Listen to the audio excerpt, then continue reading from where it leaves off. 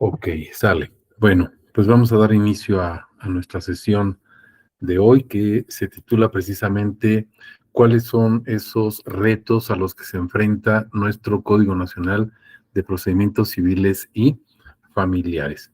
Y déjenme proyectarles nuestra sesión.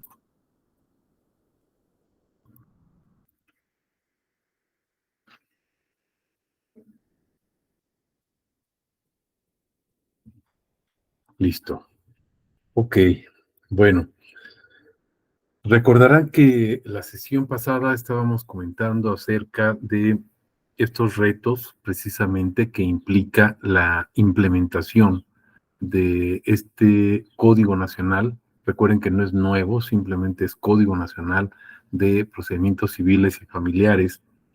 Y veíamos que hay diversas situaciones específicas a las cuales se va a enfrentar. Hoy vamos a tocar algunos puntos específicos y dentro de 8 días, si así deciden ustedes acompañarme, estaremos tratando ya lo que es el juicio de oralidad, porque sí hay cambios específicos, cambios sustanciales en la manera en que se va a llevar a cabo el procedimiento.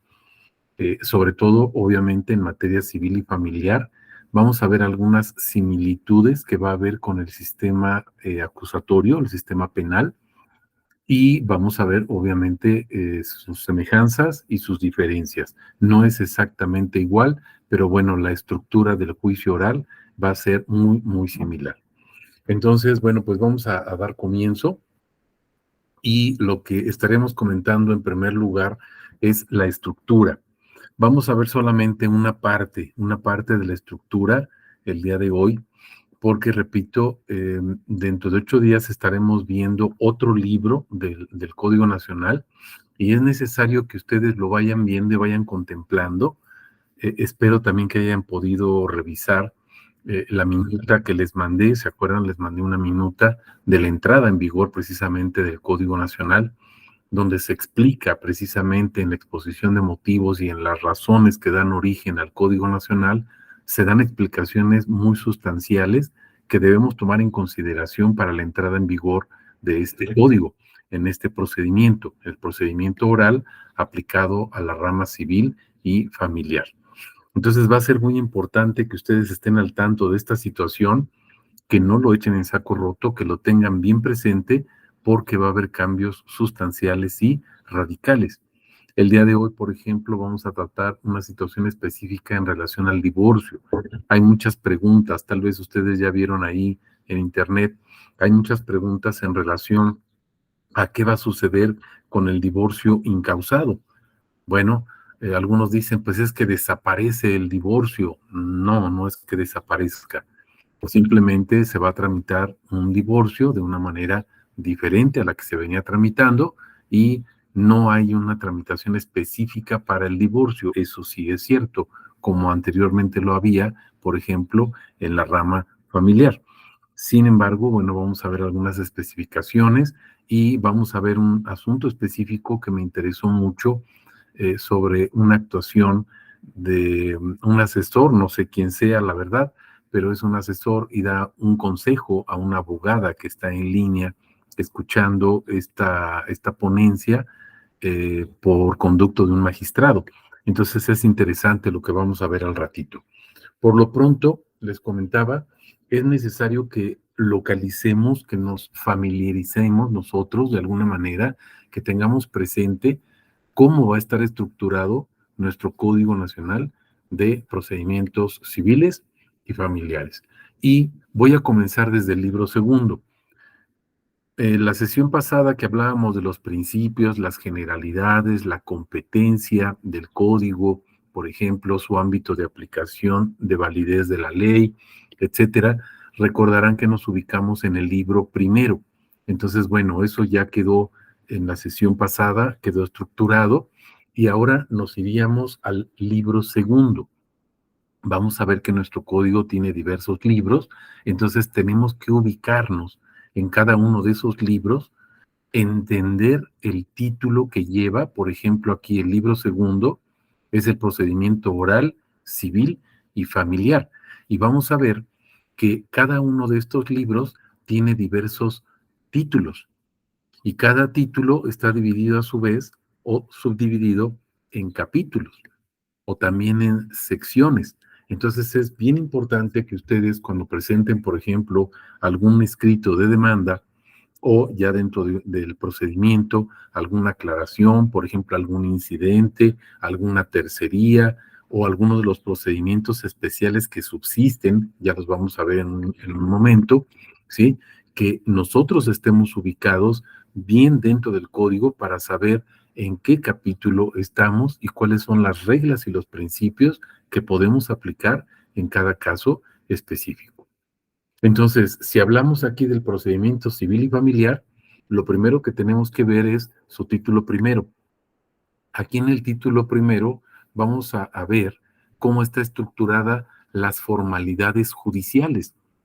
Y entonces cuando hablamos de formalidad, recuerden que nuestro código procesal o nuestros códigos procesales en general, en sus clases de teoría general del proceso recordarán la formalidad. Y sí hay una formalidad un tanto solemne. Sin embargo, recuerden algo. Cuando hablábamos del sistema oral, recuerden que con la implementación del sistema oral, entonces ya no solamente nuestro código, en este caso nuestro Código Nacional Procedimientos Civiles y Familiares, ya no solamente tiene normas, se acuerdan que es positivistas o lo que es el positivismo. Y entonces recordarán ustedes ahí en sus clases de teoría del derecho, introducción al derecho, el positivismo, donde se habla de la norma. Esa norma sigue un procedimiento de creación. Ustedes recordarán sus pasos, cómo se va creando desde una iniciativa hasta la iniciación de vigencia de esa norma jurídica. Todo eso es el positivismo. Y entonces el legislador lo que hace es describir completamente la norma jurídica. Y cuando se habla de positivismo, la norma está descrita en un artículo. Pero también recordarán que al implementarse el sistema oral, ahora tenemos naturalismo. Y entonces, dentro del mismo código procesal, lo que antes no sucedía en los diversos códigos procesales, tanto el federal como los locales de cada una de las entidades, ¿sí? De cada uno de los estados de nuestra nación, no teníamos un positivismo, sí, pero naturalismo no. Y entonces ahora entendemos el cambio paradójico que hay porque estamos hablando de naturalismo. Y cuando entra el naturalismo, entonces se implementan los valores, se implementan los principios. Y recordarán lo que comentábamos, el principio maximiza la norma. Lo que hace el principio es maximizarla, darle el sentido más amplio a la norma. Y entonces cuando hablamos de positivismo, ya no se hace una simple descripción de la norma, sino que hay que interpretarla. Y entonces entra, por ejemplo, lo que es la interpretación conforme, es decir, una interpretación argumentativa, lógico-jurídica de lo que se está viendo, pero no libre. No puedo yo interpretarla como yo quiero. Tiene que interpretarse a la luz del derecho. Y entonces tenemos el naturalismo mezclado con el positivismo dentro de nuestro Código Nacional. ¿Por qué les digo todo esto? Porque tenemos que entender el título primero. Ese título primero, observen, se llama de las formalidades judiciales. Entonces hay una formalidad, sí, dentro del positivismo, pero esa formalidad es maleable actualmente, ya no es estricta, ya no es rígida. ¿Por qué? Porque tenemos naturalismo. Y el naturalismo implementa los principios y los valores que enriquecen precisamente la norma jurídica, la hacen más grande y hay una mejor impartición de justicia. Y entonces vamos a encontrar, por ejemplo, espero que podamos tratarlo en la segunda sesión, en la siguiente sesión, ¿sí? Por ejemplo, la forma de presentación de la demanda. va a ser por comparecencia, por ejemplo. Y entonces vamos a ver que las partes podrán acudir al órgano jurisdiccional y por comparecencia, como si fuera el Ministerio Público, tal vez ustedes han ido a alguna fiscalía de alguna rama especializada o no del Ministerio Público y se darán cuenta que se presentan y ustedes hacen una denuncia de viva voz. Así podrá hacerse esto, pero en materia civil y familiar. Entonces, es bien importante esta situación, esta formalidad judicial ya no se refiere solamente al positivismo, sino que ahora está implementándose también ahí el naturalismo. No sé si me expliqué hasta aquí o haya alguna pregunta. O continuamos. Ok, bien.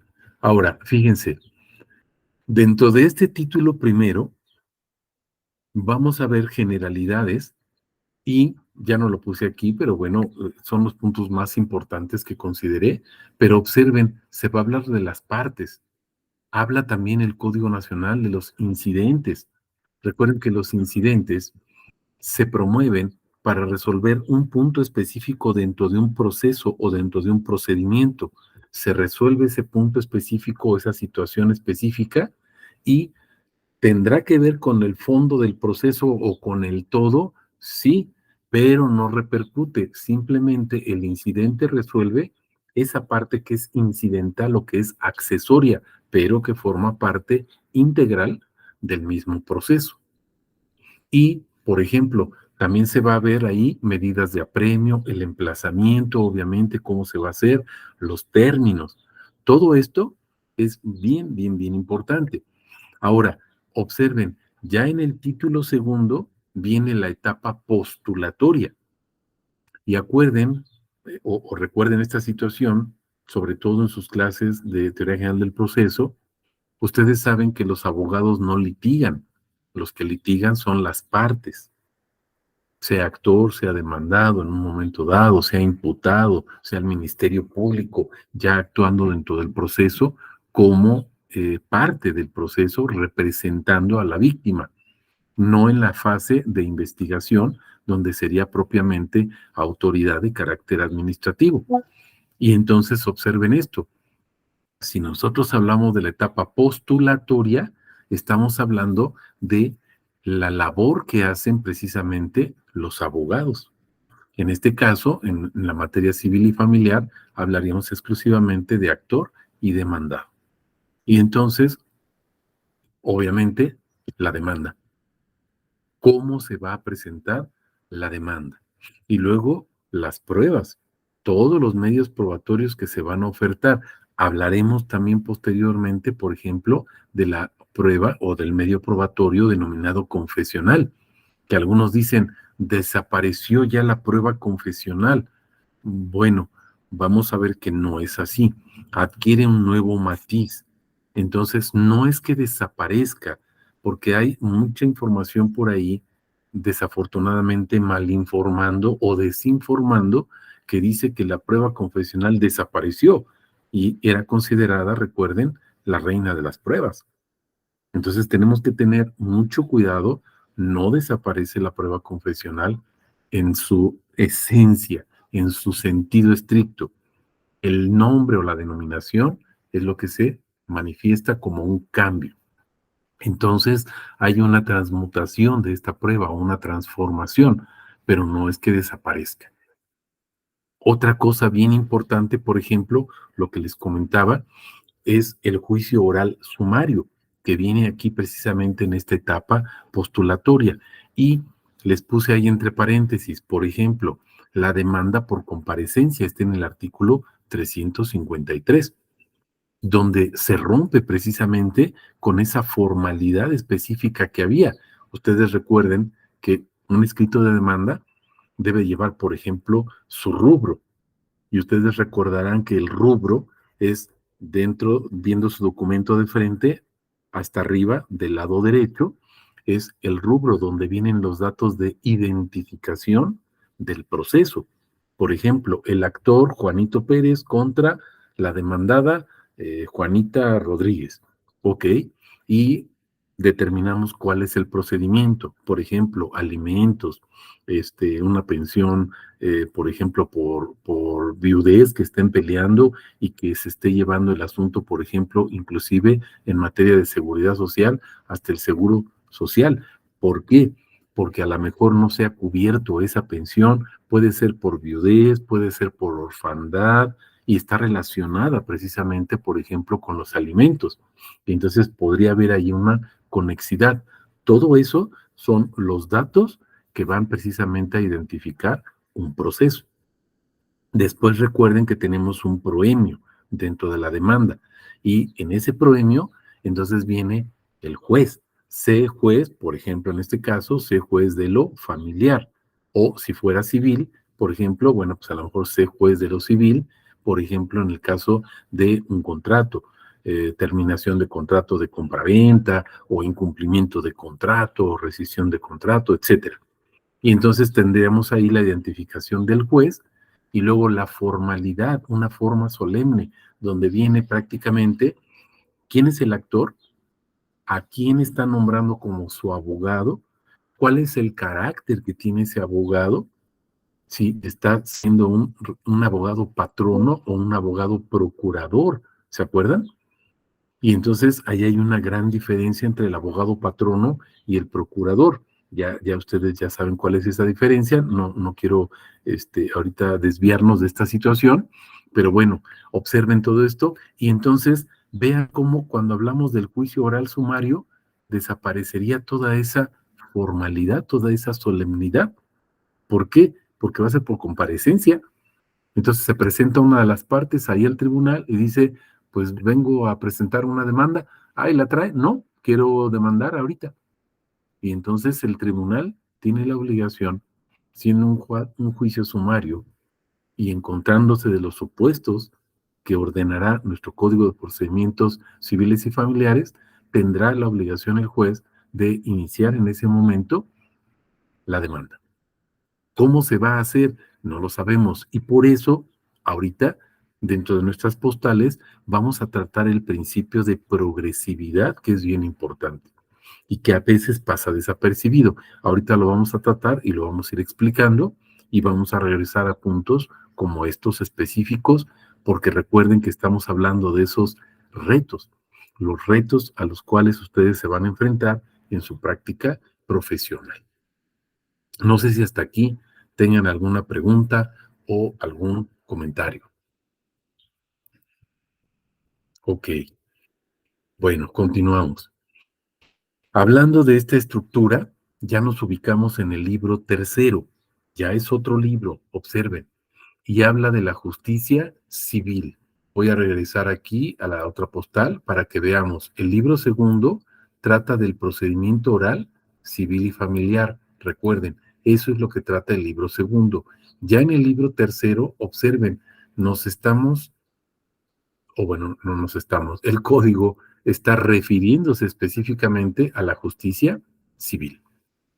¿Cuál es su título primero? Actos prejudiciales. ¿Sí? Pero observen, va a ser en materia civil. Actos prejudiciales en materia civil. Y ustedes recordarán que estos actos prejudiciales son actos que se dan antes propiamente de un juicio o lo que denominamos antes de un proceso, que en realidad sería propiamente o un proceso o un juicio, entendiéndolo como un razonamiento judicial donde el juez va a emitir una resolución para resolver un conflicto. Y entonces vean, seguimos teniendo esos medios preparatorios. Por ejemplo, una consignación.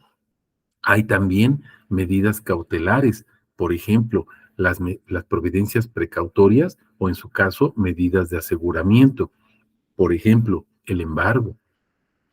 ¿Sí se están fijando? Entonces, todo eso subsiste. Es tratado tal vez de una manera un poquito diferente, aunque no es muy radical el cambio, pero sí hay algunas situaciones específicas. Sí hay actos prejudiciales, porque también encontré por ahí algunos videos que decían, bueno, pues en la entrada del código van a desaparecer los actos prejudiciales. Ya vimos que no. Algunos comentaban que sí, que debían desaparecer y otros sostenían sosteníamos que no, no es así. Deben prevalecer esos actos prejudiciales y bueno, finalmente el Código Nacional los adoptó, es decir, sí subsisten estos actos prejudiciales como los que estamos mencionando. Ahora, dentro de este libro tercero, ¿sí? Acuérdense que se denomina de la justicia civil, tenemos ya ahora el título segundo. Y ahora observen, procedimientos civiles, pero no contenciosos. ¿Qué implica esto de que no sean contenciosos? Bueno, es algo muy sencillo. No hay contienda, no hay controversia, no hay un litigio, no hay choque. ¿Se acuerdan? Yo tengo una pretensión y ustedes tienen una pretensión también, pero esas pretensiones son diferentes, son opuestas. Y entonces cuando hay dos pretensiones opuestas entre las partes, surge precisamente lo que se denomina un conflicto o una controversia. Y entonces aquí, en este título segundo, lo que se trataría serían procedimientos civiles, pero no contenciosos. ¿Qué quiere decir? Que no hay una controversia en relación a lo que se esté tratando. ¿Cuál es el capítulo primero? Obsérvenlo, jurisdicción voluntaria. Y entonces tenemos esa jurisdicción voluntaria que ustedes recordarán ya en sus clases, teoría general del proceso, teoría del Estado, también introducción al derecho. Ustedes habrán escuchado que sus docentes les decían, no puede haber una jurisdicción que sea voluntaria, porque el hecho de que un juez tome intervención en un asunto implica que va a haber precisamente dos partes en conflicto y el juez lo que va a hacer es resolver esa controversia. A la luz del nuevo código del nuevo procedimiento, perdón, y con la entrada en vigor de este código, ¿sí? Este proceso oral, que no tiene tampoco nada de nuevo, ya es viejo este sistema, pero había caído en desuso, ¿sí? Esta situación de la oralidad va a implicar muchos cambios. Fíjense, por ejemplo, cuando hablamos de jurisdicción, es jurisdicción, y entonces es juris, derecho, y luego dicción, quiere decir hablar, interpretar, aplicar correctamente el derecho.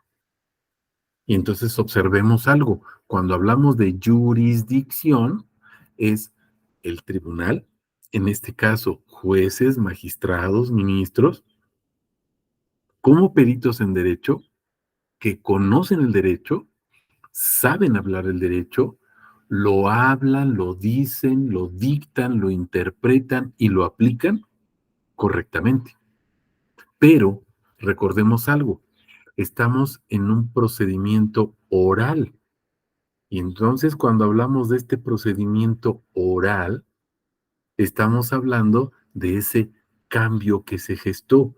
Y recuerden que dentro del proceso oral se habla de medios alternativos para solucionar los conflictos.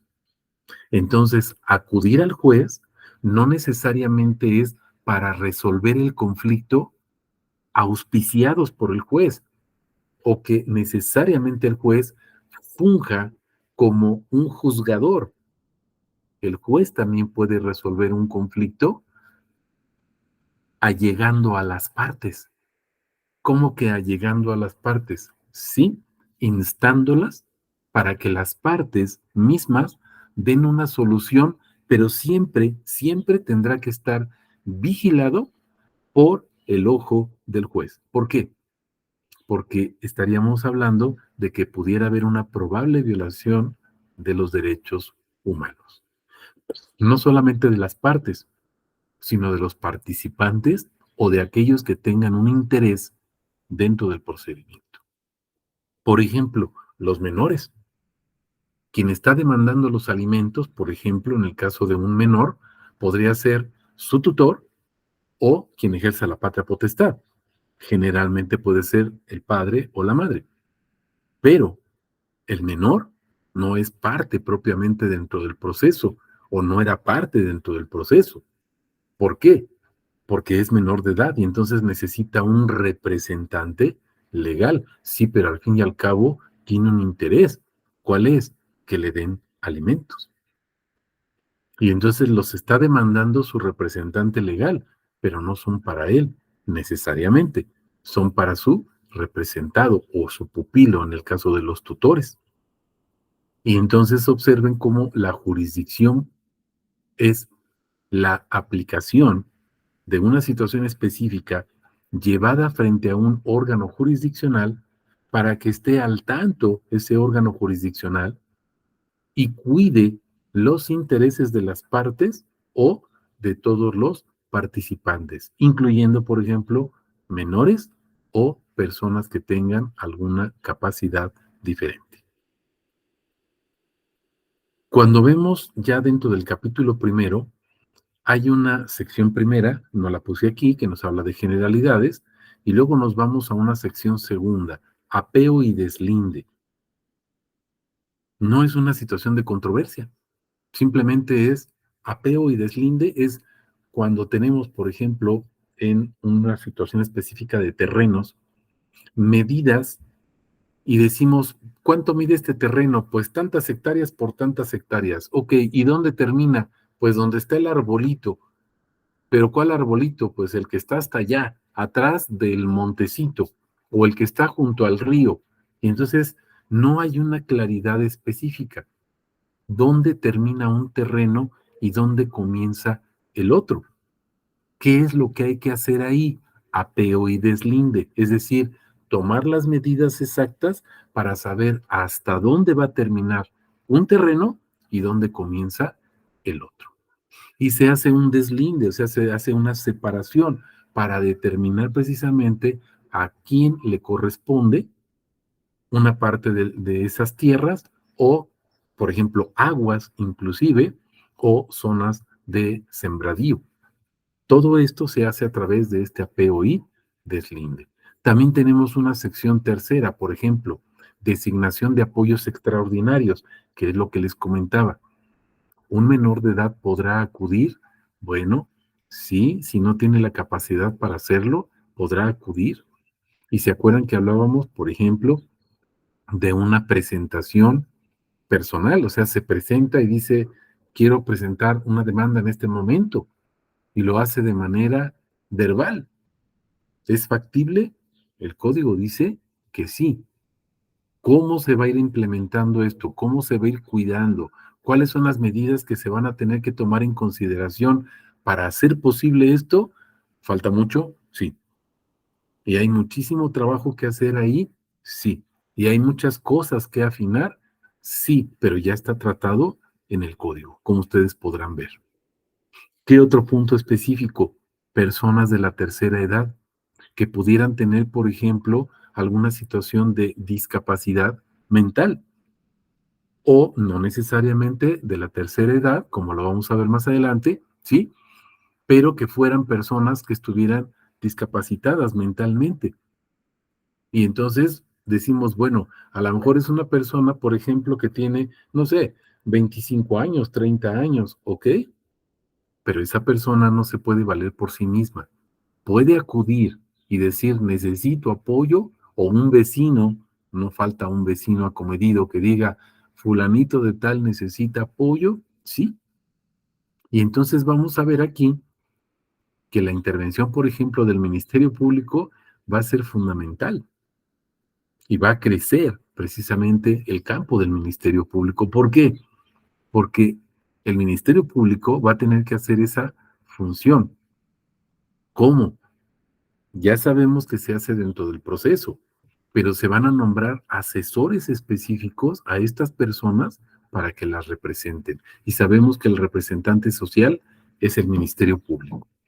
A lo mejor no van a depender directamente de él, no lo sabemos todavía, pero apunta, todo lo que vamos viendo ahorita apunta a que el Ministerio Público va a estar directamente involucrado en esta situación. No se trata simplemente de una defensoría, sino de un verdadero representante. ¿Cuándo se van a dar estos apoyos que son extraordinarios? Cuando las partes que se sientan agredidas o en desigualdad de circunstancias lo soliciten, siempre y cuando se justifique precisamente que hay esa situación emergente, donde se pudieran violentar derechos humanos. Y otra vez, como ustedes podrán observar, estamos hablando de jus naturalismo. Otra vez, jus naturalismo. Principios. Principios que regulan los derechos humanos.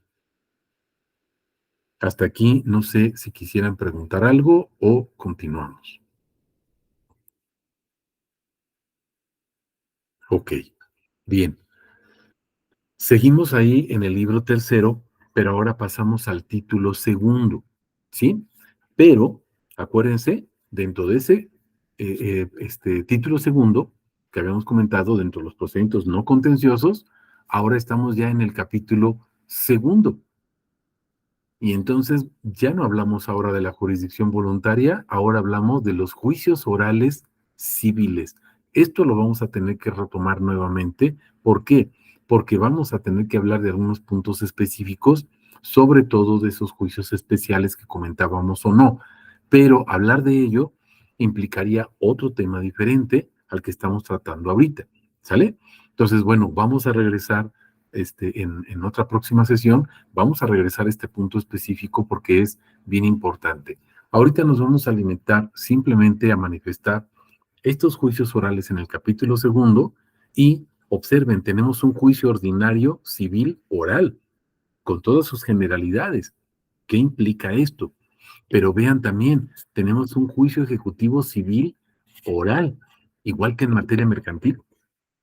Si están llevando apenas o ya llevaron su materia de derecho mercantil, se darán cuenta que teníamos, por ejemplo, ahí juicios especiales que son juicios de oralidad ejecutivos. Pues ahora también los vamos a tener en materia civil. ¿Qué otra cosa? Las tercerías. Sabemos que hay tercerías, recuerden, por ejemplo, cuando, vamos a poner un ejemplo sencillo, tenemos un proceso entre ustedes y yo los demandé, ustedes no me quieren pagar, solicitamos alguna medida extraordinaria, por ejemplo, para solicitar un embargo, un aseguramiento de bienes, y entonces vamos y embargamos bienes y encontramos, por ejemplo, un vehículo afuera de su casa y decimos, pues, actuario, embárgalo porque está aquí afuera de su casa. Y resulta que ese vehículo era de un vecino y ustedes no dijeron nada o no manifestaron nada. Bueno, ¿qué sucedería ahí en esa situación específica? Estaríamos hablando de una tercería. ¿Quién podría promoverla en este supuesto? El propietario del vehículo.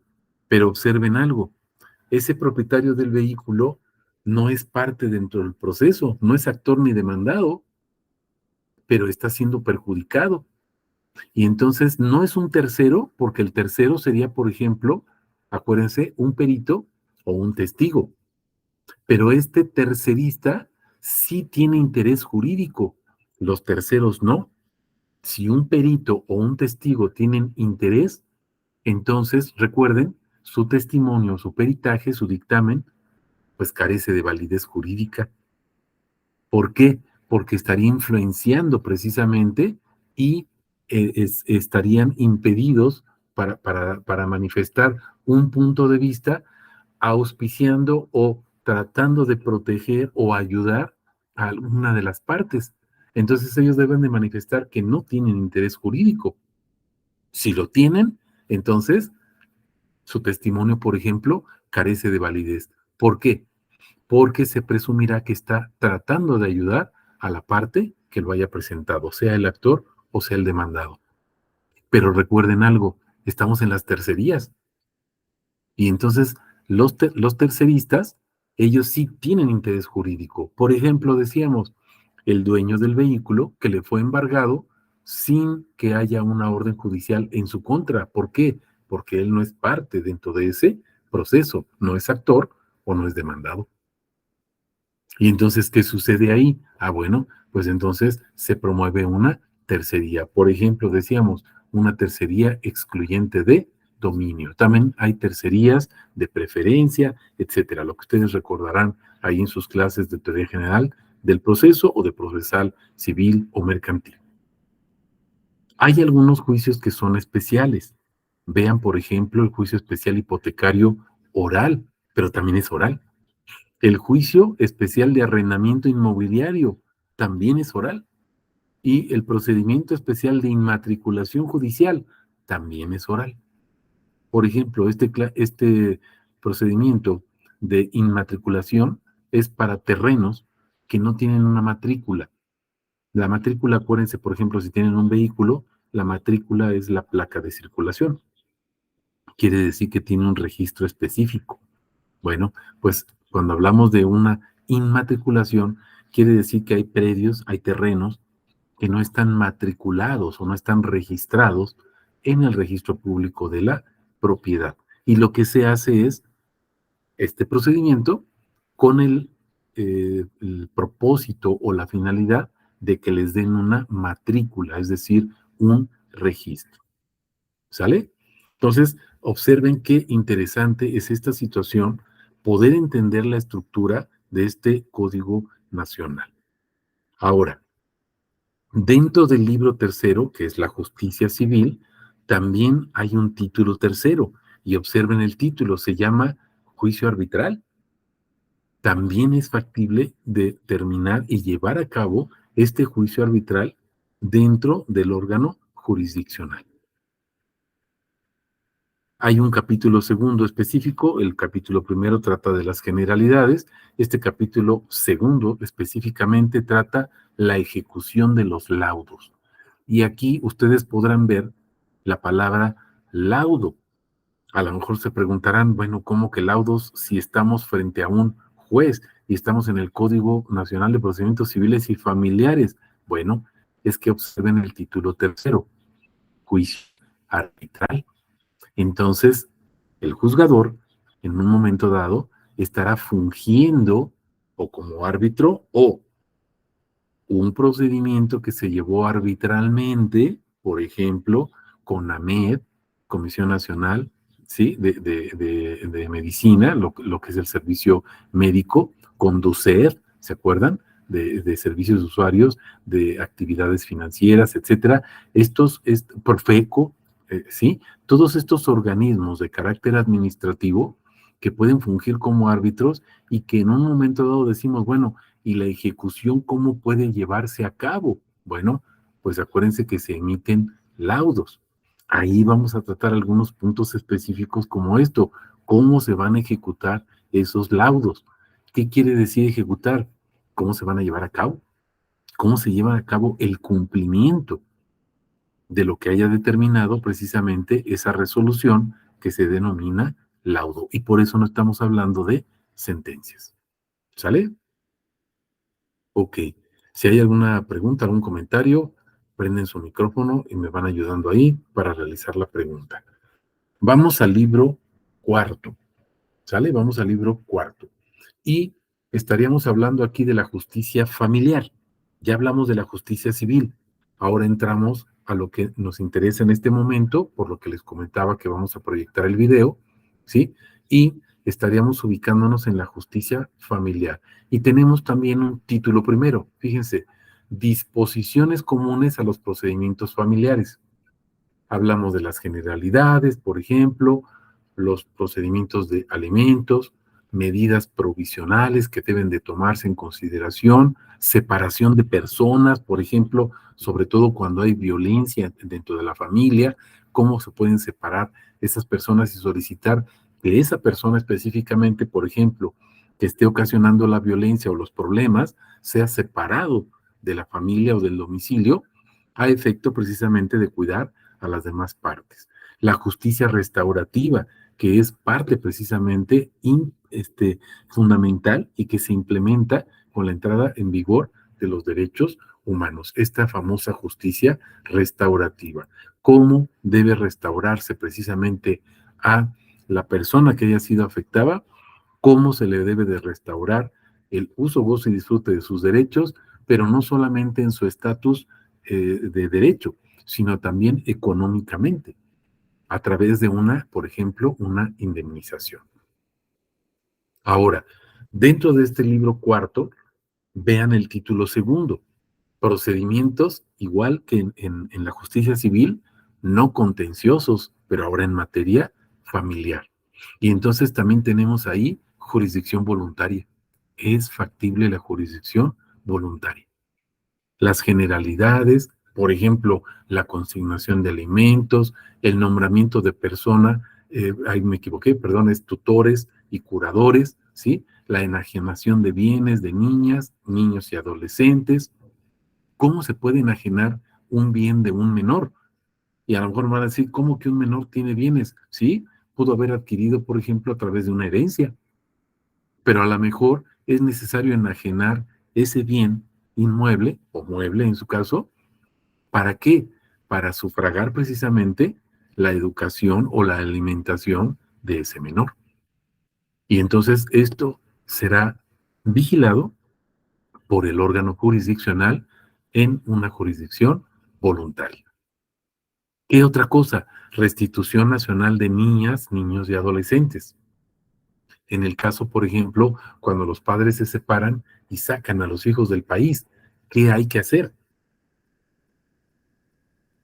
Bueno, una situación específica es regresarlos precisamente al país y cómo se van a restituir en ese uso, gozo y disfrute, por ejemplo, de quienes están ejerciendo la patria potestad o en su caso la tutela, porque esos menores pudieron haber sido sustraídos sin el consentimiento de quien ejerza la patria potestad o la tutela.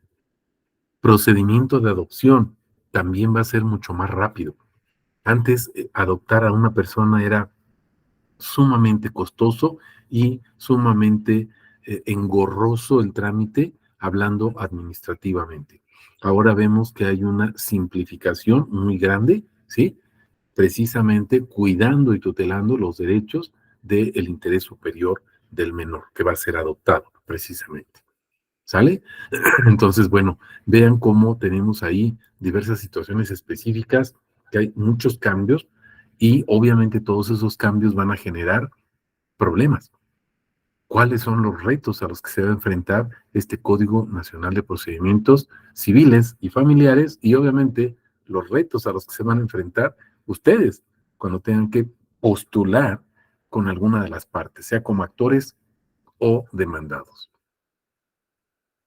Entrando en el capítulo segundo, seguimos igual ahí, justicia familiar, acuérdense, procedimiento no contencioso. Vean, el divorcio bilateral. El divorcio bilateral, así se denomina ya dentro del código, divorcio bilateral, donde las partes precisamente van a promover el divorcio. ¿Por qué? Esto es lo que se comenta, porque dicen, desaparece el divorcio incausado. Pues sí, como título, como nombre, ya no se le menciona así, ya no se le va a conocer así. Actualmente sí, acuérdense, hasta que entre en vigor, recordarán, hasta el 2027. ¿Sale? Por lo pronto, ahorita todavía se sigue hablando de el divorcio incausado y se sigue tramitando de la misma manera que se llevaba a cabo. Pero ya cuando entre en vigor, vamos a hablar de un divorcio bilateral y vamos a ver algunos puntos específicos, por ejemplo, que puede tramitarse inclusive ante un notario público. ¿Sale? El divorcio, el divorcio. Título tercero, el juicio oral familiar. Y entonces, bueno, igual que en la justicia civil, también en la justicia oral vamos a tener muchísimos cambios y modificaciones que estaremos tratando poco a poco. Ahora, divorcio incausado. Divorcio incausado. ¿Qué sucede con el divorcio incausado? Y aquí quiero presentarles este video. Vamos a ver 4 minutos del video. Ahorita se los comparto. Déjenme detener esta presentación. ¿Sí? Y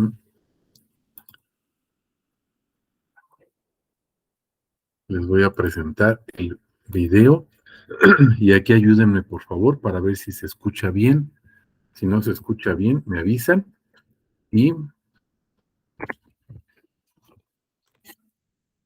modificamos aquí el sonido. A ver, voy a ponerlo. Mi inquietud de vida.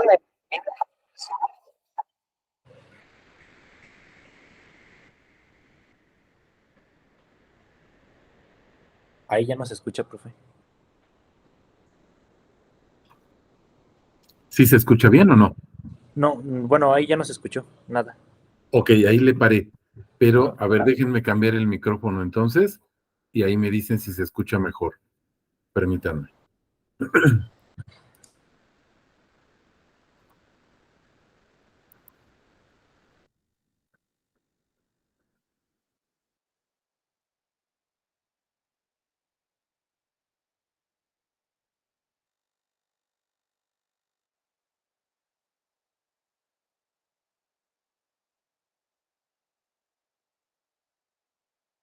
No, profe, yo no lo escucho.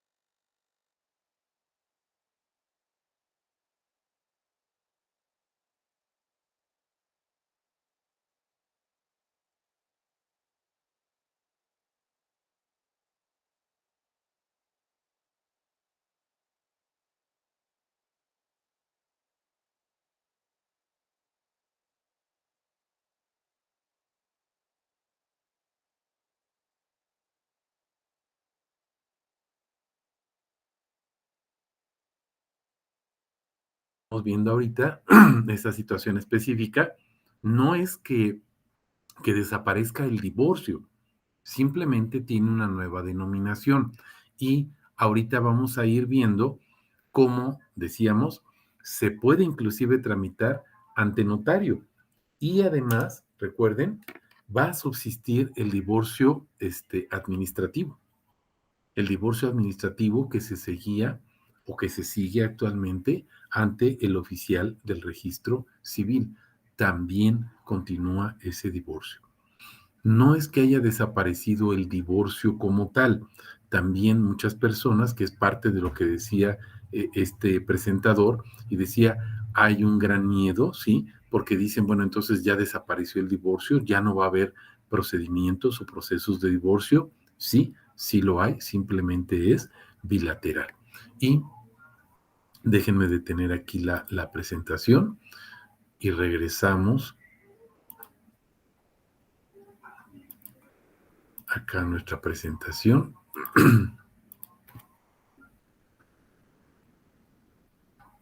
Listo. Y fíjense, si nos ubicamos dentro de nuestro Código Nacional de Procedimientos Civiles y Familiares, podemos ver específicamente dos artículos. Acuérdense que ya estamos acá, lo voy a regresar aquí para que lo veamos, ¿sí? Por ejemplo, en esta estructura, cuando hablamos del divorcio bilateral, estaríamos en el capítulo segundo y estamos dentro del título segundo, procedimientos no contenciosos, pero en el capítulo segundo se habla de divorcio bilateral. No hay propiamente una contienda. ¿Qué es lo que va a suceder, por ejemplo, si hay contienda? Bueno, es que para que proceda el divorcio hay algunas características que van a tener que cumplirse, inclusive, por ejemplo, si se lleva a cabo ante un notario, tendrá que haber, por ejemplo, en esa situación, que no haya hijos. Miren, se los voy a presentar aquí para que ustedes vayan viendo. Será competente, por ejemplo, el 654 dice, para tramitar la disolución del vínculo matrimonial, la autoridad jurisdiccional ubicada en donde se encuentre el último domicilio conyugal.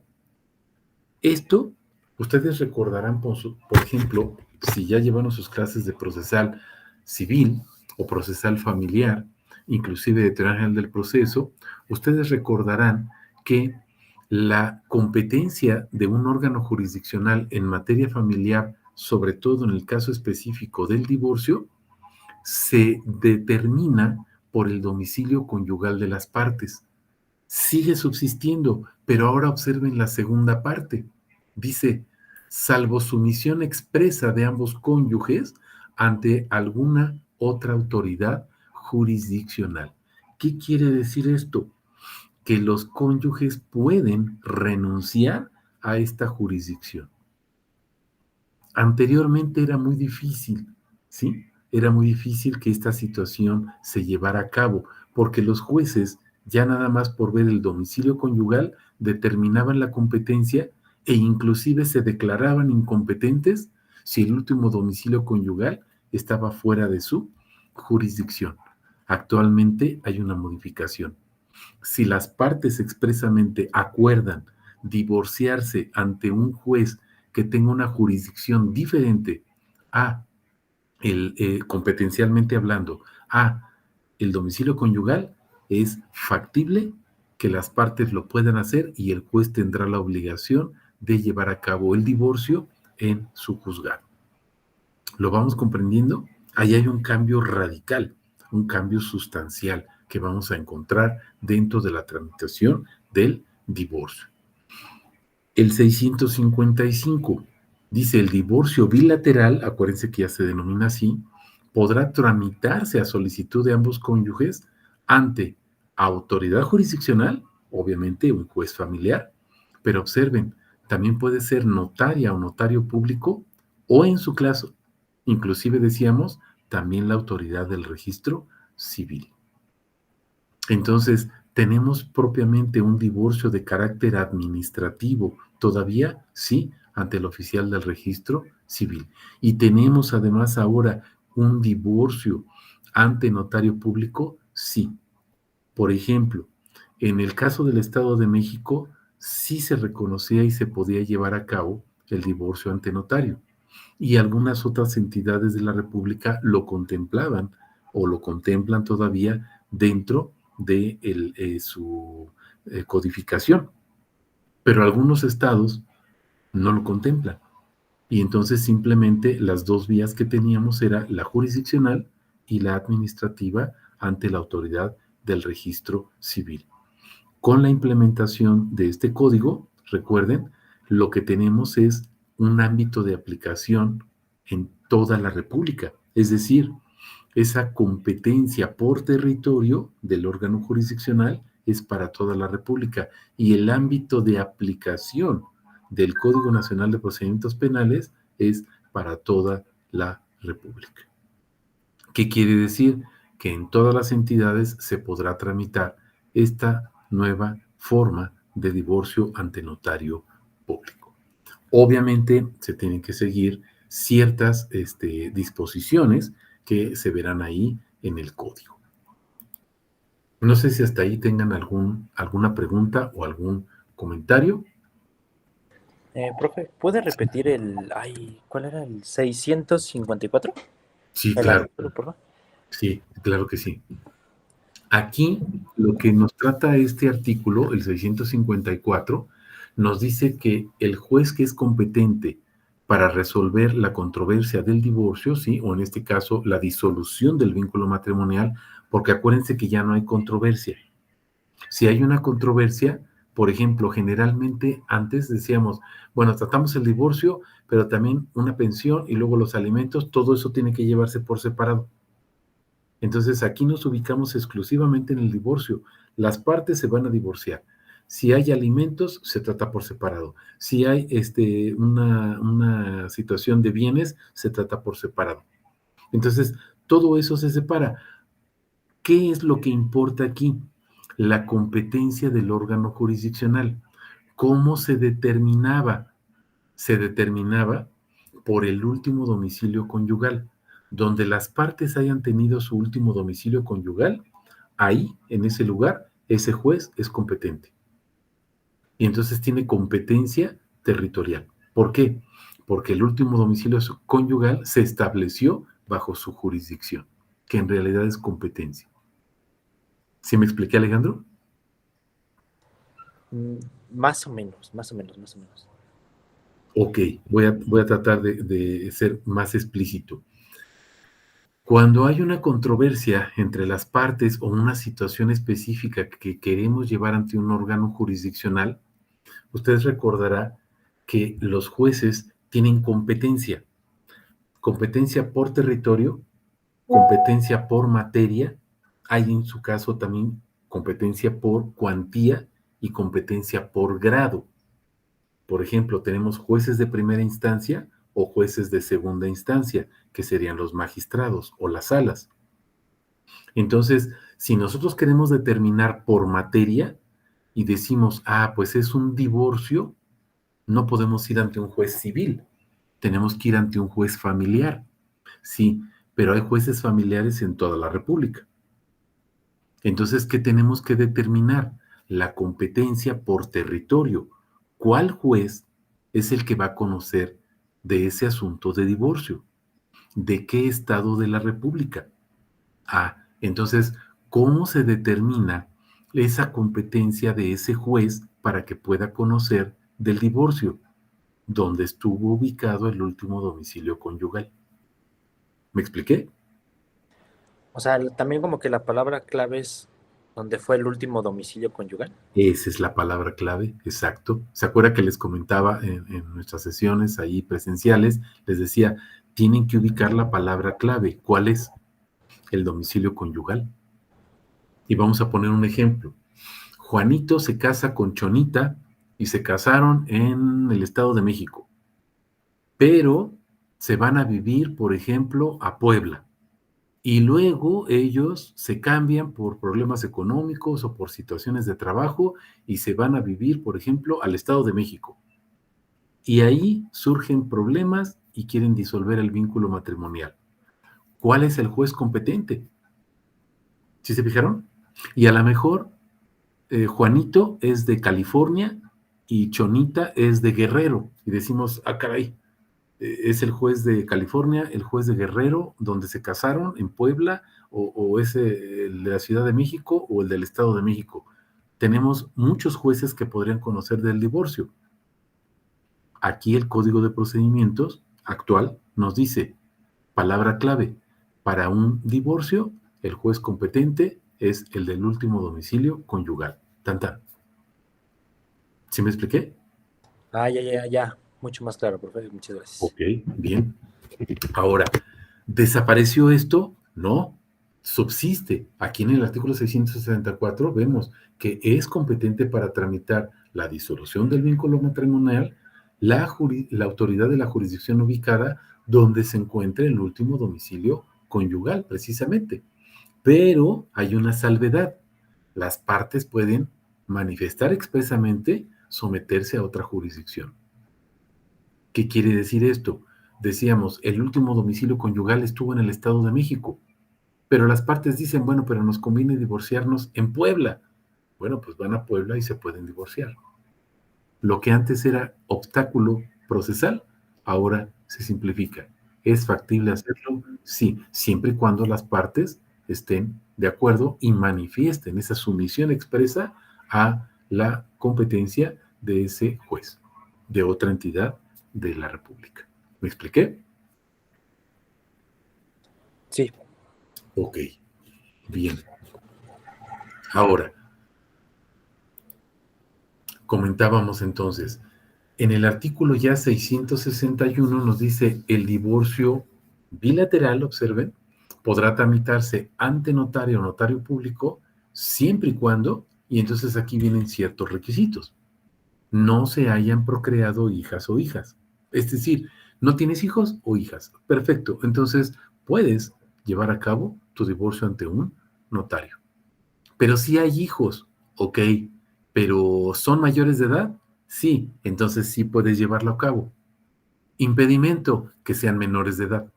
Si son menores de edad, no se puede llevar a cabo el divorcio ante un notario, porque hay hijos que son menores de edad. Pero si ya son mayores, sí es factible. Y por último dice que no existan bienes o deudas que sean atribuibles al patrimonio conyugal o el Código Civil o leyes de cada entidad federativa así lo dispongan. Si ya están repartidos los bienes y no hay ninguna controversia en ese sentido, podemos acudir libremente ante un notario y llevar a cabo el procedimiento de divorcio. ¿Va a salir más económico para las partes? Sí, es factible. ¿Y es mucho más rápido? Pues sí, también es más rápido ante un notario público. ¿Sale? No sé si tengan hasta ahí alguna pregunta. Ok. En el artículo 662 dice, procede el divorcio ante la autoridad del registro civil. Esto es lo que les comentaba. Ya vimos, por ejemplo, el caso del procedimiento del divorcio bilateral ante la autoridad jurisdiccional. Vemos ya el caso del divorcio bilateral, también ante notario, pero también procede, dice, ante la autoridad del registro civil. Y la situación es prácticamente similar a la que vemos con el notario. No tienen bienes, no hay deudas pertenecientes al patrimonio conyugal, no hay hijos en común o, en su caso, sí los tienen, pero ya son mayores de edad y además no requieren alimentos. ¿Por qué? Porque puede haber hijos mayores de edad que tengan un estado de incapacidad y entonces necesitamos que los padres sigan fungiendo ya no como patria potestad, sino como tutores. ¿Por qué? Porque hay, por ejemplo, una situación específica de un grado de incapacidad donde la persona es interdicta y entonces hay que nombrarle un representante legal en lo que desaparece ese estado de interdicción o si es permanente, bueno, se tomarán las medidas necesarias, pero de todas maneras tendrá que estar representado por alguien, por un tutor. Ya no sería patria potestad, sino sería tutela. ¿Qué hará la autoridad del registro civil en este caso? Obviamente no hay ningún problema de los que mencionamos. Bueno, dice que previamente a la identificación de las partes, ratifican esa solicitud y dice que se levanta un acta, donde los declara prácticamente divorciados. ¿Qué es lo que hace? Simplemente la anotación en el acta de matrimonio. Y se lleva a cabo lo que conocemos como un divorcio de carácter administrativo. Estas tres formas son las que podrán presentarse en el caso del divorcio bilateral. No sé si tengan hasta aquí alguna pregunta o algún comentario. Profe, yo no entendí bien el párrafo que dice, y no existen bienes o deudas atribunales al patrimonio conyugal. Atribuibles al Ah, patrimonio. Sí. O sea, si nosotros tenemos, en el caso del notario o en el caso de la autoridad del registro civil, si los cónyuges están casados, por ejemplo, por separación de bienes o por un régimen mixto o en su caso sociedad conyugal, pero vamos a pensar que la casa o el terreno está hipotecado, entonces hay un gravamen, hay una deuda en contra. ¿Se me explicó? Tendrá que solucionarse esa situación antes para poder llevar a cabo el divorcio ante notario o, en su caso, ante la autoridad del registro civil. Si existiera, por ejemplo, esa controversia, entonces el divorcio tendrá que tramitarse ante una autoridad jurisdiccional, es decir, un juez, y tendrán que, a la par, tendrán que llevar a cabo un procedimiento, por ejemplo, para hacer una liquidación de la sociedad conyugal.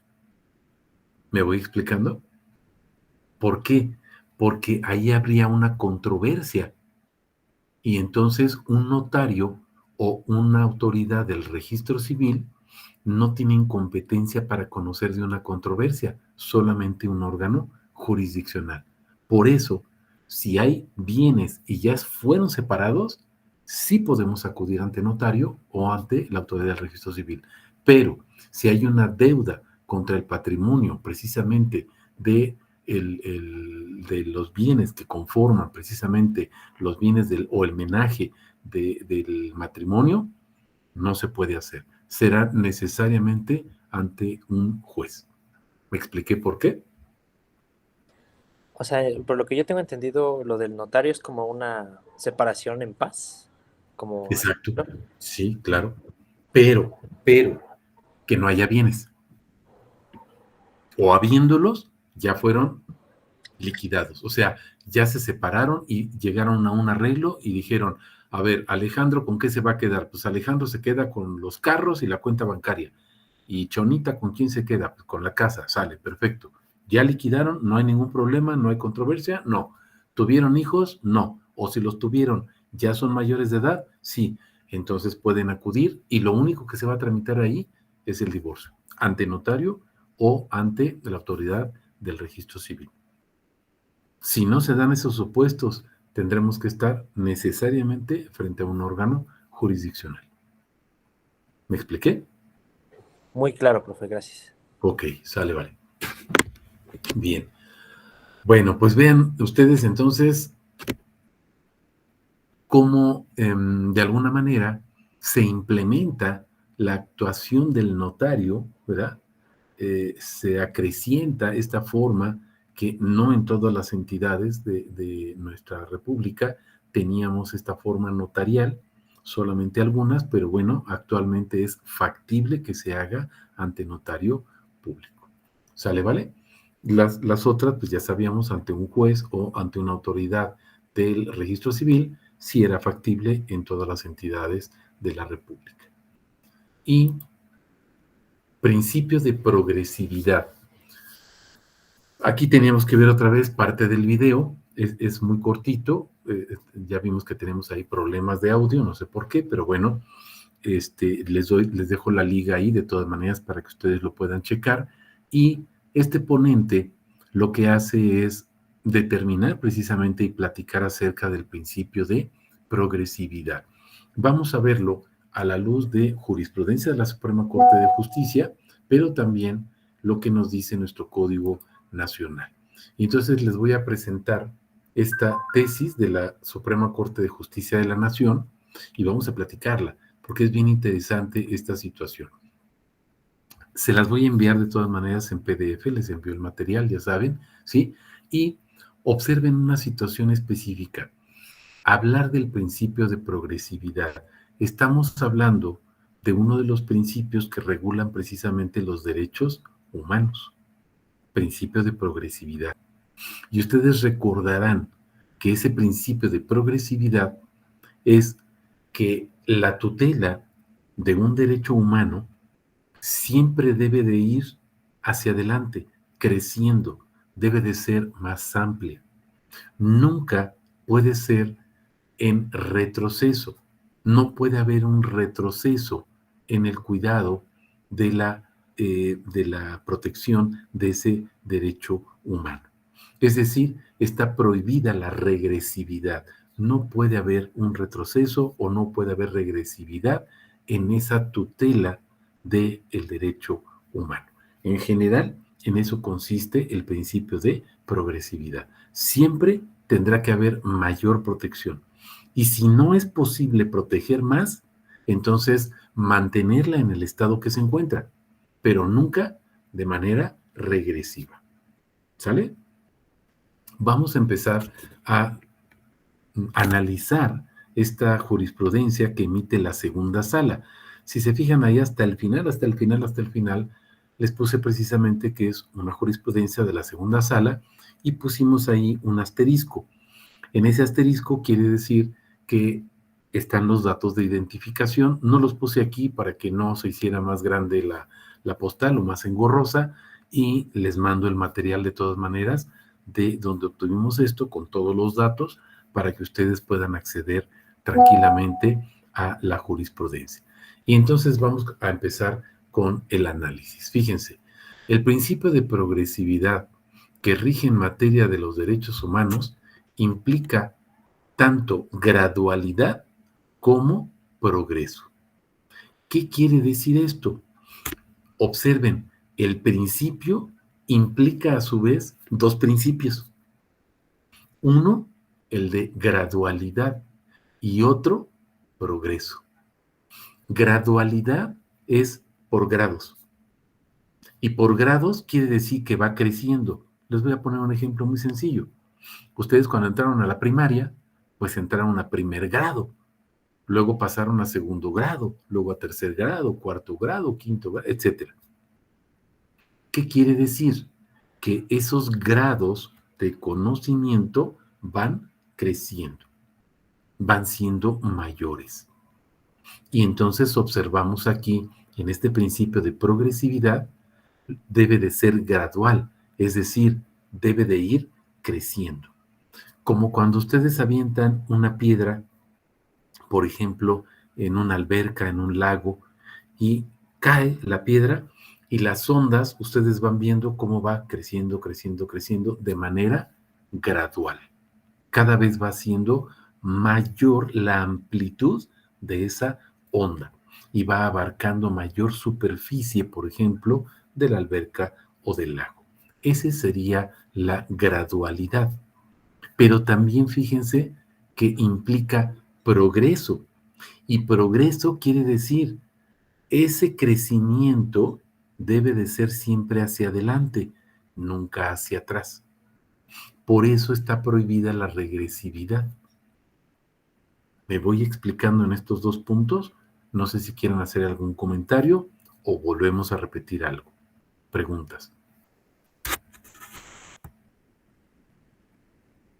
Ok, entonces continuamos. Fíjense, la gradualidad se refiere a que generalmente la efectividad de los derechos humanos no se logra de una manera inmediata, sino que conlleva todo un proceso que supone definir metas a corto, mediano y largo plazos. Cuando ustedes entraron a la primaria, no les dieron su certificado de primaria. ¿Qué implicó eso? Que ustedes tuvieron que cursar primer grado, segundo grado, tercero, cuarto, quinto, sexto, y cuando terminaron el sexto grado, entonces, y solamente entonces, les dieron su certificado de primaria. Lo mismo sucedió con la secundaria. Cuando entraron a la secundaria, pues fue gradual. No entraron ni les dieron el certificado, sino hasta que terminaron o cumplieron. Y entonces se fijan metas a corto plazo, mediano plazo, pero también a largo plazo. Una de las metas que tiene nuestro Código Nacional es entrar en vigor en abril del 2027, ya en toda la República.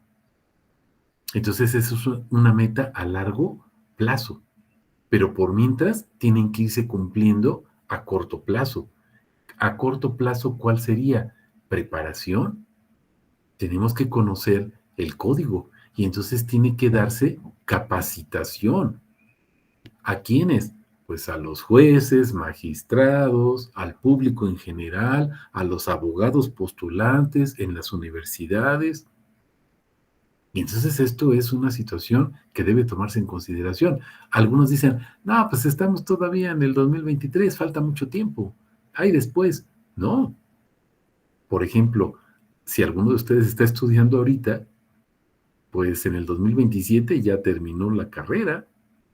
¿Qué van a hacer si no hay esa capacitación del Código Nacional de Procedimientos Civiles y Familiares?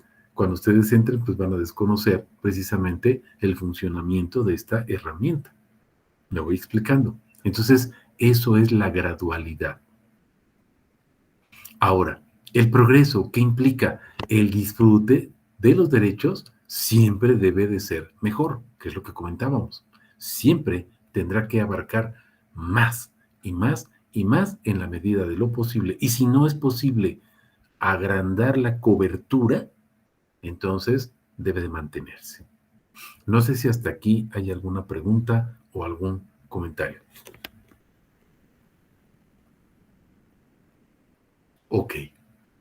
Ahora, esa progresividad, si ustedes se fijan, ya estamos acá, dice, en ese sentido del principio de progresividad, se relaciona, dice, no solamente con la prohibición de regresividad del disfrute de esos derechos. Es decir, siempre tiene que ir hacia adelante y está prohibido regresar. Pero además, observen, dice, sino también hay una obligación de qué? De irlos promoviendo de manera progresiva y gradual. ¿Qué quiere decir esto? Nuestras autoridades, abogados, no solamente tienen la obligación de impedir la regresividad de los derechos, sino que tienen la obligación de fomentar que estos derechos cada vez tengan un mayor alcance. ¿Cómo?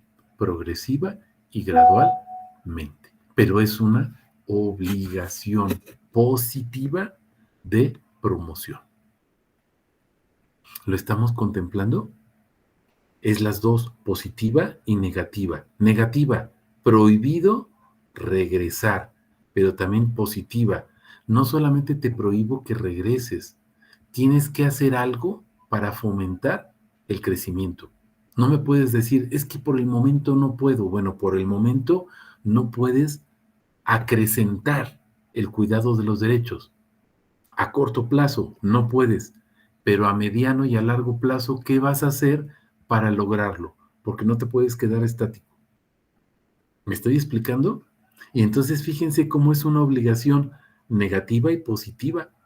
La negativa, tienes prohibido regresar.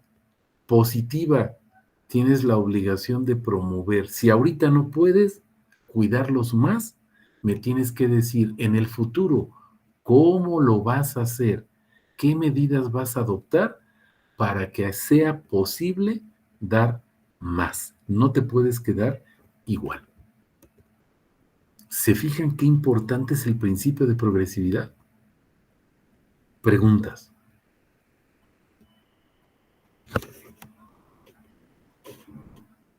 Ok, continuamos entonces. Ahora, fíjense, este principio, que es el principio de progresividad, exige de todas las autoridades del Estado mexicano en el ámbito de su competencia, y entonces aquí recordamos nuestro artículo primero constitucional, ¿se acuerdan? Todas las autoridades en el ámbito de su competencia, y entonces tienen la obligación de promover, cuidar, tutelar, proteger, resguardar, etcétera, los derechos humanos. Es lo mismo. La Suprema Corte de Justicia está retomando lo que dice el artículo primero constitucional. Y se acuerdan que esta jurisprudencia de la Suprema Corte de Justicia, junto con la Constitución, forman el denominado bloque de constitucionalidad. ¿Se dan cuenta? Estamos hablando del bloque de constitucionalidad, es decir, normas de carácter constitucional que están por encima de cualquier otro ordenamiento jurídico. Son la norma suprema en México. ¿Sale? ¿Qué es lo que tienen que hacer todas las autoridades? Incrementar el grado de tutela en la promoción, respeto, protección y garantía de los derechos humanos. Y también hay un impedimento, ahí está lo negativo, ¿se acuerdan? ¿Por qué? No regresividad. Positivo, ¿qué es lo que tienes que hacer? Promueve el respeto, la protección y la garantía de los derechos. Negativo, no puedes regresar. Expresión de no regresividad. Me voy explicando. Preguntas o comentarios al respecto.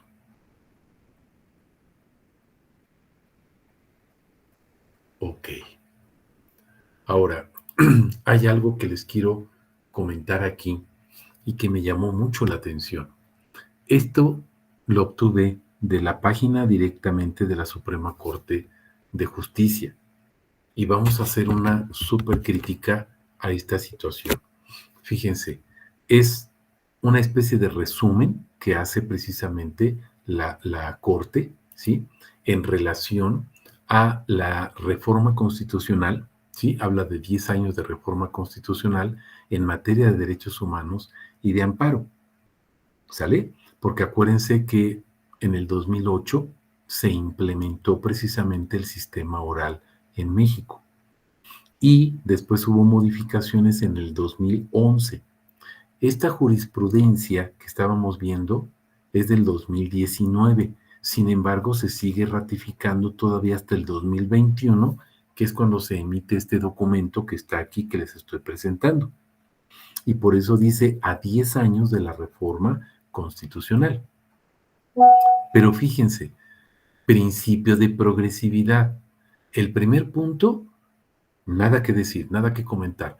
Es lo que habíamos determinado hace ratito que estábamos analizando en la jurisprudencia. Dice, el principio de progresividad ordena ampliar el alcance y la protección de los derechos humanos en la mayor medida posible hasta lograr su plena efectividad.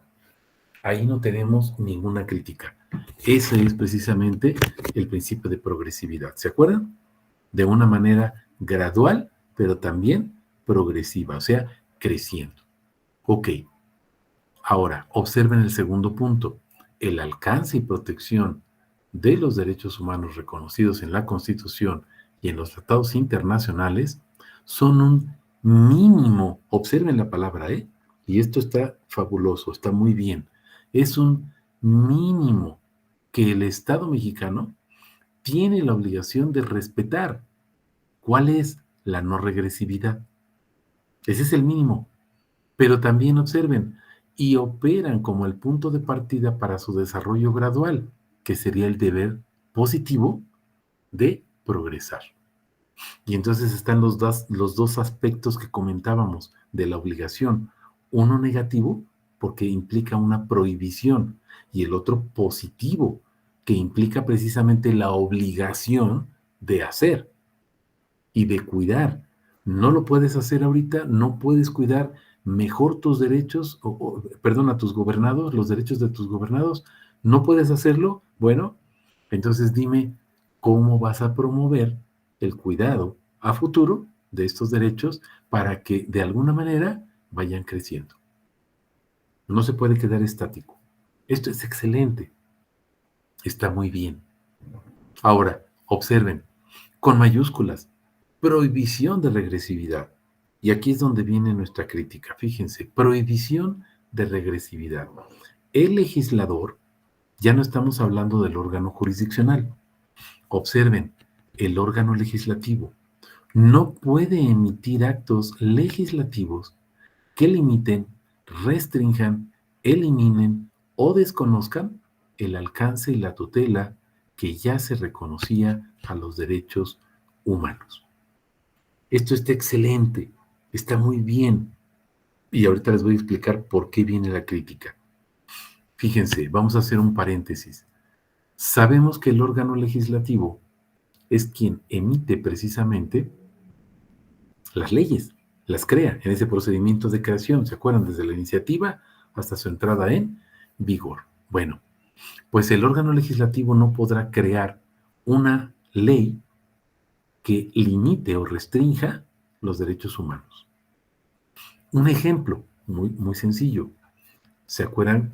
Creo que ya habíamos comentado el caso de la pena de muerte. La pena de muerte fue erradicada de México. Algunos partidos políticos dicen, es que sí es posible que se instituya la pena de muerte, por ejemplo, para secuestradores. ¿Qué crees? No es posible porque estaría violentando el principio de progresividad y estaríamos yendo expresamente contra la prohibición de regresividad. No es factible. No es factible que se emita una legislación en donde se contemple la pena de muerte. ¿Por qué? Porque ya fue radicada. Me voy explicando. Esto es la primera parte. Por eso dice, no puede emitir ningún acto legislativo, que sería la creación de reglamentos, leyes, de decretos, que vayan a restringir o, en su caso, desconozcan el alcance y la tutela que ya se reconocía a los derechos humanos. Nunca hay en contra. Nunca puede ir regresivamente. Siempre, recuerden, de manera gradual y progresiva. Ahora, el aplicador, ahorita ustedes me van a decir quién es, fíjense, no puede interpretar las normas sobre derechos humanos atribuyéndoles un sentido que implique desconocer su extensión y su nivel de tutela admitido previamente. ¿Quién es el aplicador? Pues el órgano jurisdiccional. Los jueces, los magistrados, los ministros. Entonces estamos hablando de los dos órganos. El órgano legislativo no puede crear legislación que vaya de manera regresiva a lesionar o tratar de lesionar los derechos humanos. Y, por su parte, el aplicador, o sea, el órgano jurisdiccional, no puede de ninguna manera interpretar de una manera contraria a los derechos humanos. Siempre tendrá que ser con ese ánimo de ir hacia adelante. Y entonces decimos, wow, esto es genial, es maravilloso. Pero ahora viene la crítica. Observen, la prohibición de regresividad no es absoluta. ¡Wow! Dice, la prohibición de regresividad no es absoluta. Excepcionalmente es admisible si la autoridad la justifica plenamente. Y aquí es donde viene la crítica. La Suprema Corte de Justicia sigue dando patadas de ahogado. Me voy a explicar. Cuando se le pide a México, no a la Suprema Corte, a México, la Corte Interamericana le ordena, no le pide, le ordena a México modificar su sistema jurídico, la Suprema Corte dice, bueno, ok, vamos a modificarlo, pero, dice, los criterios de la Corte Interamericana no son obligatorios en México para nuestras autoridades, porque para eso nosotros tenemos nuestros órganos legislativos y nuestros jueces. Entonces, esos criterios que emite la Corte Interamericana no son aplicables en México. La Corte le llamó la atención, la Corte Interamericana. Y después salió otra jurisprudencia donde decía, bueno, sí van a ser obligatorios, pero nada más algunos. Y entonces la Corte Interamericana le volvió a llamar la atención a México y la Suprema Corte de Justicia tuvo que emitir otra jurisprudencia por contradicción de tesis, porque en una había dicho que no, pero en otra dijo que sí, que algunas. Y entonces viene la resolución de la controversia, pero ¿qué creen? Dice, ok, los criterios de la Corte Interamericana sí son obligatorios para México, pero siempre y cuando no vayan en contra de lo que diga el criterio de la Suprema Corte de Justicia de México. Ups. O sea, se niega la Corte a reconocer la superioridad que tiene la Corte Interamericana y el poder que tiene la Corte Interamericana para obligar, no a la Corte Suprema de México, no, para obligar a México completo a cumplir sus determinaciones. Y para muestra basta un botón. Se está modificando todo nuestro sistema jurídico. Porque se tiene que hacer, no nos queda de otra. Se tiene que hacer. De manera progresiva, de manera gradual, pero se está haciendo, se está obedeciendo.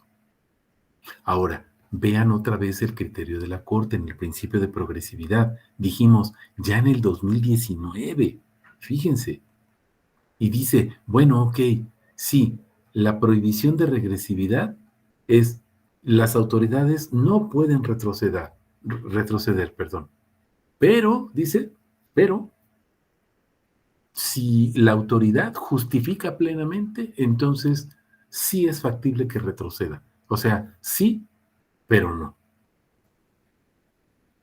Abogados, no es posible. Vamos a presentar un caso hipotético donde alguna autoridad se quisiera aventar, como dicen los chavos, el boleto, que se quiera aventar el boleto, para ver si es factible regresar, o sea, aplicar este principio de regresividad, vulnerando algún derecho humano. ¿Saben qué va a provocar esto? ¿Se acuerdan lo que vimos en las primeras sesiones? Una queja ante la Comisión Interamericana de Derechos Humanos para que después, en su caso, se turne esa situación específica otra vez ante la Corte Interamericana de Derechos Humanos. Y nuevamente México sea sancionado por desobedecer. porque se estarían violentando los principios de progresividad, que implica, acuérdense, el de gradualidad y el de progresividad, y que también implica en sentido negativo la prohibición de regresividad. Fíjense todo lo que se violentaría. Y estaríamos hablando de violaciones también, por ejemplo, al debido proceso. Y entonces estaremos violentando, ¿se acuerdan lo que estuvimos viendo en otras sesiones? Garantías judiciales. No puede ser posible que la Corte diga, sí, está bien, está prohibido, pero sí será factible que se haga. No puede ser posible que sigamos teniendo esta mentalidad. Tenemos que ir hacia adelante. Tiene que ser progresivo, pero ya tenemos varios años con el sistema y no entendemos todavía que tenemos que ir hacia adelante. Y ahorita vamos a platicar una situación de el Ministerio Público para que ustedes me vayan comprendiendo un poquito mejor lo que les quiero decir, hacia dónde vamos. No sé si hasta aquí tengan alguna pregunta y la crítica que estamos haciendo a la jurisprudencia que emitió la Suprema Corte de Justicia. ¿Alguna pregunta? Ok, bueno, entonces continuamos. Si se dan cuenta, aquí en el título les estoy poniendo la minuta del Código Nacional de Procedimientos Civiles y Familiares. En la minuta ustedes podrán encontrar esto en las primeras páginas, ¿sí? Antes de los artículos. En la exposición de motivo, cuando ustedes ven el libro octavo, se titula De la Justicia Digital. El libro octavo del Código Nacional de Procedimientos Civiles, ¿sale? Y hay un título único. Fíjense cómo se denomina, del procedimiento en línea e integración del expediente judicial, ¿sale? Y habla de la progresividad. Y observen, dice, se reconoce que la implementación de esta modalidad es gradual. ¿Se acuerdan que hablábamos de que debe de ser gradual, pero también progresiva? Entonces dice, es gradual. Los sistemas y las herramientas, ¿sí?, electrónicas constituyen un implemento adicional, progresivo y optativo. Aquí hay una situación específica con la última palabra. Optativo. ¿Qué quiere decir? Que los tribunales podrán optar, es decir, podrán decidir si lo hacen o no. No puede ser optativo. ¿Por qué, abogados? Porque si dejamos que esto sea optativo, entonces no se va a poder implementar. Imagínense que ustedes llegan a postular en un estado de la República y no hay medios electrónicos para llevar a cabo un juicio oral en el 2027 o 2028. ¿Qué va a suceder?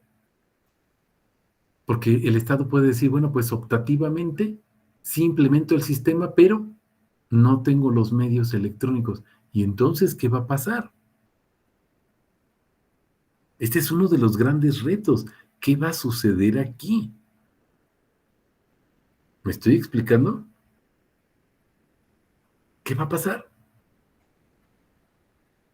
Tenemos que regresar a lo que veíamos hace ratito en la jurisprudencia de la Suprema Corte y si no queremos utilizarla porque decimos, bueno, ¿para qué lo utilizamos si de todas maneras dice que que puede haber regresividad?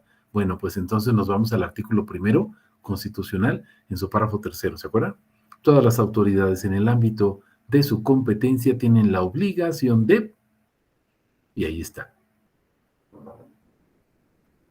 Y entonces tendremos que llevar nuevamente a la Comisión Interamericana de Derechos Humanos y después, no necesariamente, ante la Corte Interamericana, pero muy probablemente sí.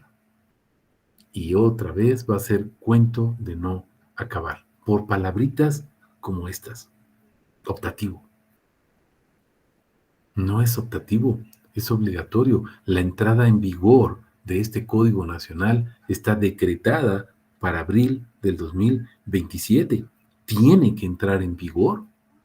Entonces, las demás autoridades tendrán que ver cómo le hacen. Acuérdense, principio de progresividad. Esto que está aquí está contradiciendo lo que dice el artículo primero constitucional y lo que dice la jurisprudencia de la misma Suprema Corte de Justicia de la Nación, que debe de ser progresivo y gradual. Y acuérdense, progresividad. No puedes hacerlo ahorita, ok, pero dime cómo le vas a hacer para que en el 2027 ya no sea optativo, sea obligatorio para todas las autoridades tener todo lo que sea necesario para que puedan llevar a cabo el procedimiento en línea o, en su caso, la integración del expediente electrónico. ¿Me voy explicando? Preguntas, abogados. Comentarios.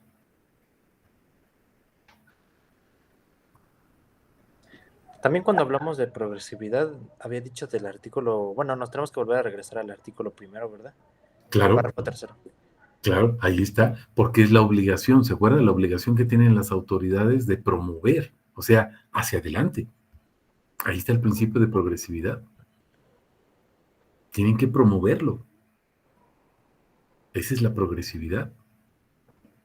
¿Me voy explicando? Siempre hacia adelante.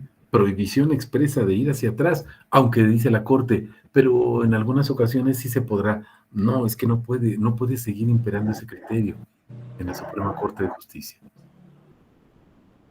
porque nos va a ocasionar más problemas más adelante. ¿Me voy explicando por qué? Sí. Ok, bien, ok. Bueno, ya llegamos ahí. Ahora, fíjense, minuto 5:28 del video. Vuelvo a repetir, tenemos problemitas aquí técnicos, no sé qué es lo que esté sucediendo. Por la hora a veces estaba viendo, me estaban explicando que por la hora, esta hora se satura mucho el internet en todas partes, ¿sí? Y entonces a veces ocasiona problemas precisamente de esta índole que no se pueda ver, pero bueno, no se preocupen, ustedes lo revisan y les voy a platicar lo del video. Aquí es un caso donde al ponente, una de las abogadas que está escuchando su ponencia, le dice, oiga, le quiero preguntar algo. Y le dice, tengo un caso de divorcio.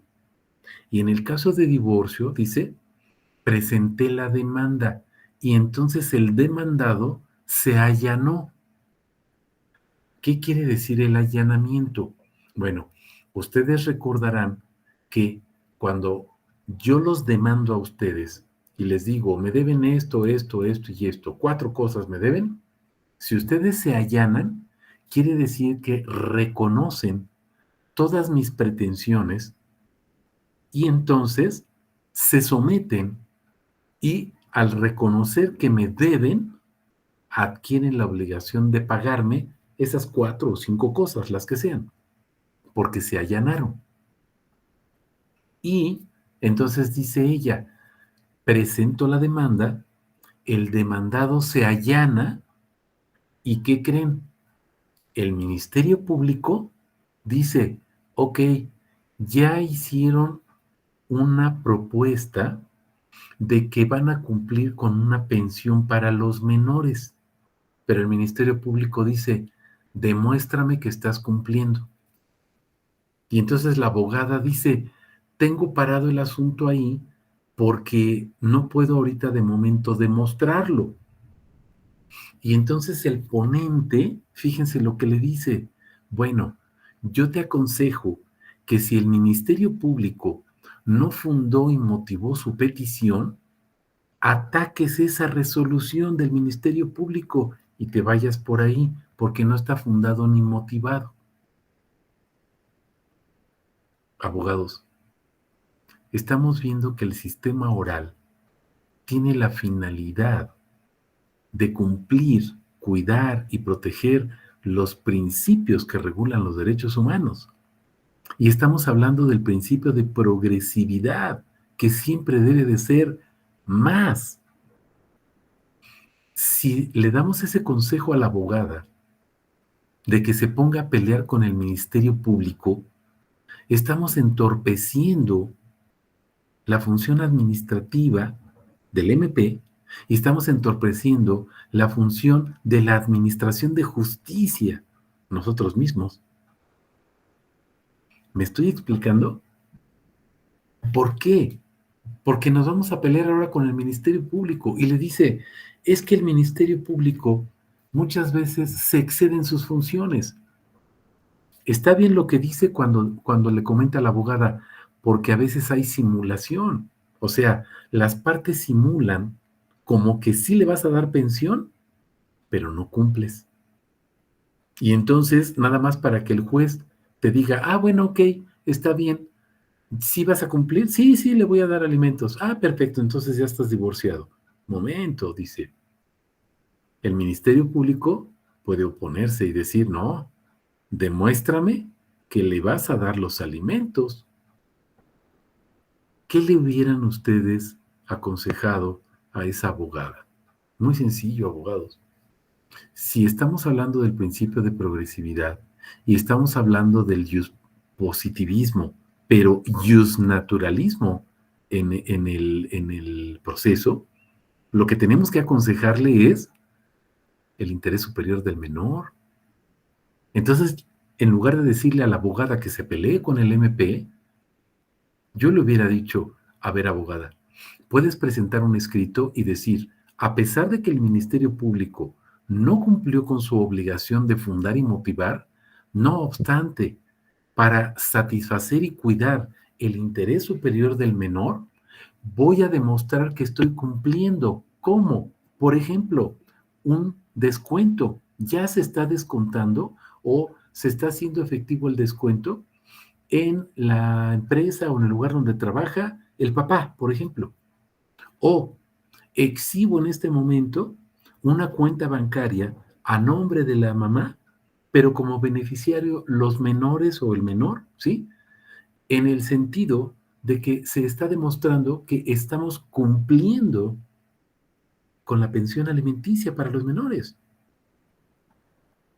Otra forma, bueno, pues ofrezco, por ejemplo, una fianza donde se acredita que voy a cumplir por lo menos por un año con el cumplimiento de la obligación de darle alimentos a los hijos. Y en caso de que yo no lo haga, está la afianzadora, que es la que va a cumplir.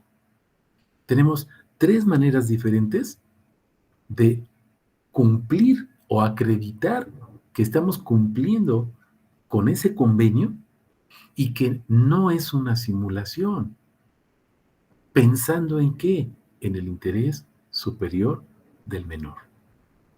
Pero no voy a echar a pelear a los abogados con el Ministerio Público, porque entonces nos vamos a centrar en el pleito de las partes con el MP y nos olvidamos del interés superior del menor. ¿Me estoy explicando lo que les estoy comentando, abogados?